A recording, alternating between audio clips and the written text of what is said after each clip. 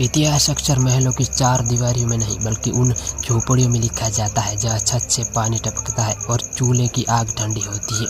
1950 का वो दशक, वडनगर का वो छोटा सा घर जहाँ 6 भाई बहनों का शोर था और पिता के कंधों पर जिम्मेदारियों का बोझ था। उनमें से एक बालक जिसकी आंखों में गरीबी का अंधेरा नहीं बल्कि आने वाली कल का सूरज चमकता था। नमस्कार, हम बात करें भारत के प्रधानमंत्री श्री नरेंद्र मोदी जी की। स्टेशन की उन पटरियों पर जहां गाड़ियां आती और जाती थी, नरेंद्र मोदी चाय की केतली थामे न केवल मुसाफिरों की प्यास बुझाते थे बल्कि अपने भीतर के संकल्प को भी सिंचते थे।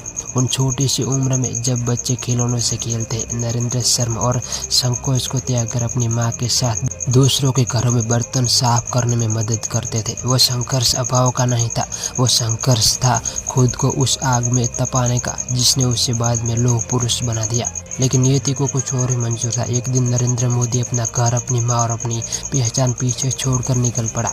एक अनजान राह पर, न जेब में पैसे, न सिर पर छत, कंधों पर एक झोला और दिल में सवाल कि मैं कौन हूँ और मेरा देश क्या है।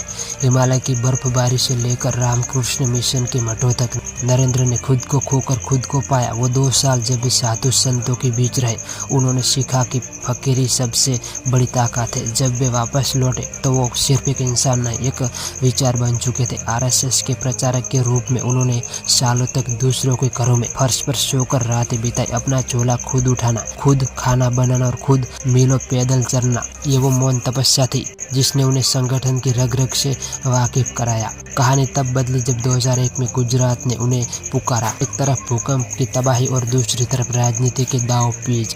मोदी ने जब गुजरात की कमान संभाली तो चुनौतियां पहाड़ जैसी थी। फिर आया वो साल जिसने उनके चरित्र की सबसे बड़ी परीक्षा ली। उन पर हमले हुए, उन्हें अपमानित किया गया, अंतर्राष्ट्रीय स्तर पर उन्हें अलग थलग करने की कोशिश हुई, लेकिन मोदी टूटे नहीं। उन्होंने अपमान के कड़वे घूंट पीकर विकास को अपनी ढाल बनाया। जब दुनिया उन्हें कोस रही थी, वे गुजरात के गांव में बिजली पहुंचा रहे थे, नदियों को जोड़ रहे थे और वाइब्रेंट गुजरात का सपना देख रहे थे। उन्होंने साबित किया कि अगर नेतृत्व अड़िग हो तो राख से भी स्वर्ण उपजाया जा सकता है।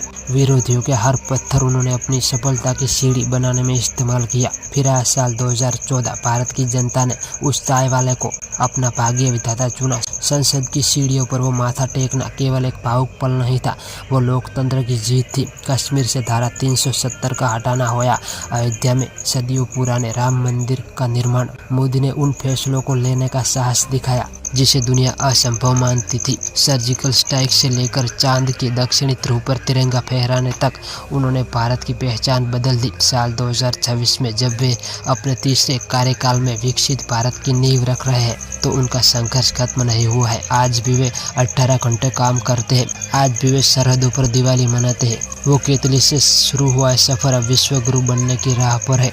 नरेंद्र मोदी की कहानी किसी एक व्यक्ति की जीत की नहीं है, ये हर उस गरीब की जीत है जिसे कभी सिर उठाने का मौका नहीं मिला। यह कहानी है उस तपस्वी की जिसने राष्ट्र के लिए खुद को समर्पित कर दिया। विश्व के मंच तक संघर्षों के समंदर को पार करने वाला ये व्यक्तित्व सदियों तक भारत के सीने पर धड़कता रहेगा। ये कहानी है एक चाय वाले की जो अपनी मेहनत से भारत का भाग्य विधाता बन गया।